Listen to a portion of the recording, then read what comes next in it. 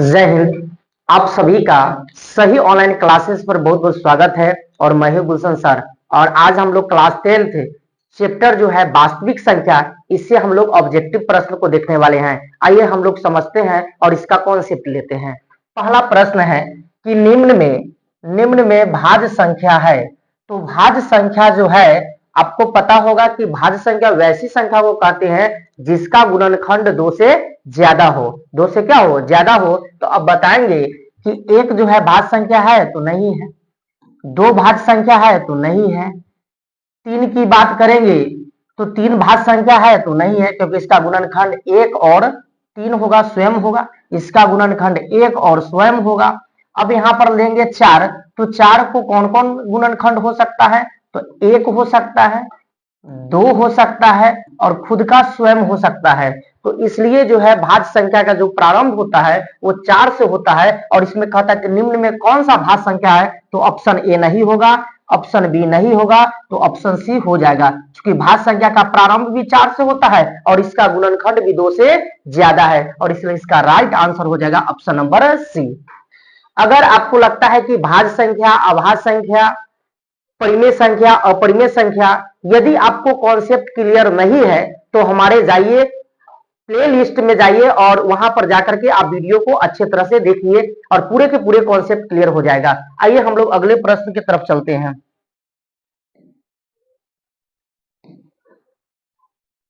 अगला प्रश्न है कि निम्न में अभाज्य संख्या है। अभाज्य संख्या बताना है। तो आपको पता होगा कि अभाज्य संख्या वैसी संख्या को कहते हैं जिसका गुणनखंड केवल 2 हो। जिसका गुणनखंड क्या हो? केवल 2 हो। तो बताइए कि 4 का गुणनखंड कौन कौन हो सकता है? तो 1 हो सकता है, 2 हो सकता है, 4 हो सकता है। तो ये तो नहीं होगा option number A. Option number B में देखते हैं। तो ऑप्शन नंबर बी में तो 2 को 1 हो सकता है और 2 हो सकता है, तो ऑप्शन नंबर बी हो सकता है। आगे और चेक कर लेते हैं। 17 को देख लेते हैं। तो 17 को 1 हो सकता है और क्या हो सकता है? 17 हो सकता है, तो ऑप्शन नंबर सी हो सकता है। और ऑप्शन डी में है बी और सी दोनों, इसलिए इसका राइट जवाब हो जाएगा ऑप्शन नंबर डी।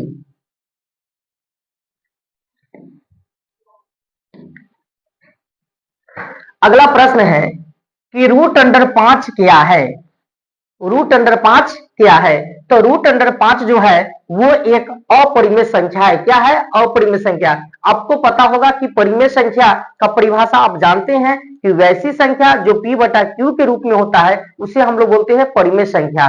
और अपरिमेय संख्या वैसी संख्या को कहते हैं जो p बटा q के रूप में नहीं हो, उसे हम लोग बोलते हैं अपरिमेय संख्या। तो बताइए कि ये p बटा q के रूप में नहीं है? नहीं है, ये √5 है। और √5 जो है ये एक अपरिमेय संख्या है। क्या है?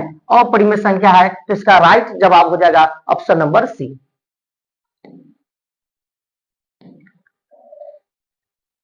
अगला प्रश्न है कि 6 प्लस √2 क्या है? पहला ऑप्शन है परिमेय, ऑप्शन बी है पूर्णांक संख्या, ऑप्शन सी है अपरिमेय संख्या और ऑप्शन डी है इनमें से कोई नहीं। तो इसका सही जवाब हो जाएगा ऑप्शन नंबर सी, अपरिमेय संख्या।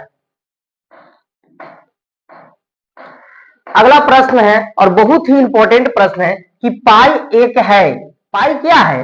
तो पाई एक क्या है? परिमेय संख्या है कि पूर्णांक संख्या है कि अपरिमेय है कि इनमें से कोई नहीं। तो इसका सही जवाब होगा अपरिमेय, ऑप्शन नंबर कौन सी? सी। अब बताइए कि पाई का जो मान 22/7 होता है वो क्या है?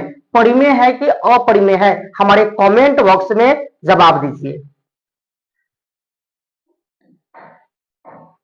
आगे है 11/5 एक है। क्या है 11/5? परिमेय संख्या है, अपरिमेय संख्या है, पूर्णांक संख्या है कि इनमें से कोई नहीं। तो इसका राइट जवाब होगा ऑप्शन नंबर ए, परिमेय संख्या।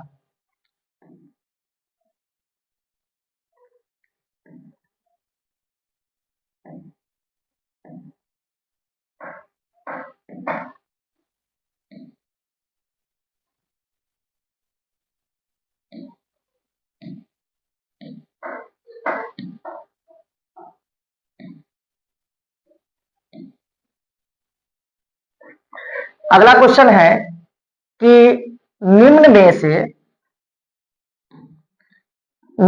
से कौन परिमेय संख्या है? आपको बताना है परिमेय संख्या।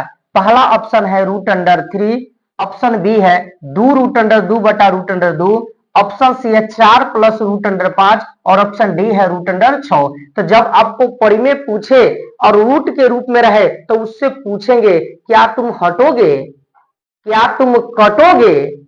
अगर हट गया और कट गया तो समझो कि वो परिमेय का रूप होगा, और नहीं हटा नहीं कटा तो समझिए कि वो क्या हो जाएगा, अपरिमेय का रूप होगा। अब इससे पूछे क्या तुम हटोगे तो नहीं हटेगा, तो ये हो गया अपरिमेय, और आपसे क्या पूछा है, परिमेय।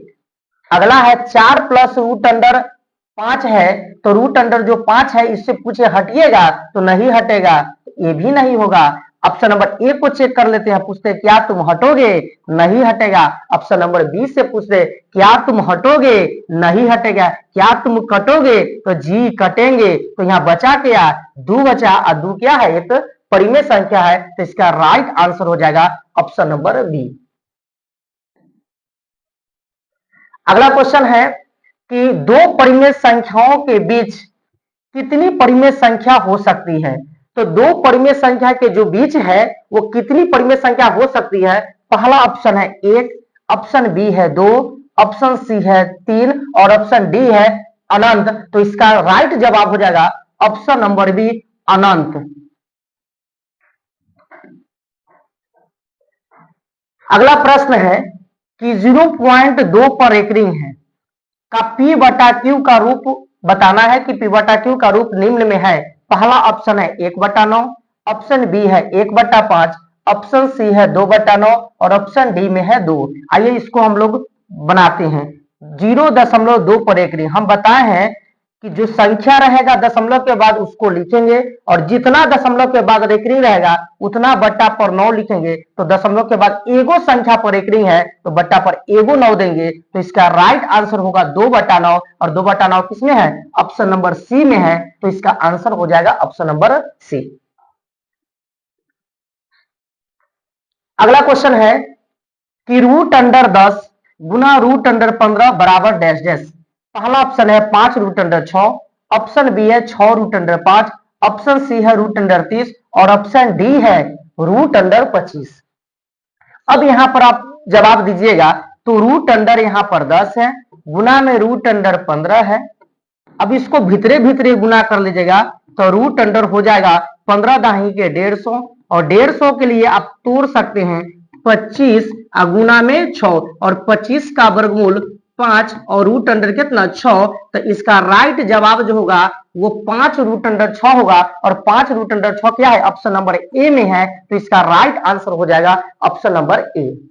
एक प्रश्न अगला है जिसको आप लोग जवाब देंगे कि रूट अंडर 2 गुना रूट अंडर 2 है। पहला ऑप्शन है परिमेय संख्या, ऑप्शन बी है अपरिमेय संख्या, ऑप्शन सी है दोनों, और ऑप्शन डी है इनमें से कोई नहीं, इनमें से कोई नहीं। तो इसका राइट आंसर आप हमारे कमेंट बॉक्स में कमेंट करें। ये वीडियो कैसा लगा हमारे कमेंट बॉक्स में कमेंट करें और दोस्तों के साथ शेयर करें। बहुत बहुत धन्यवाद।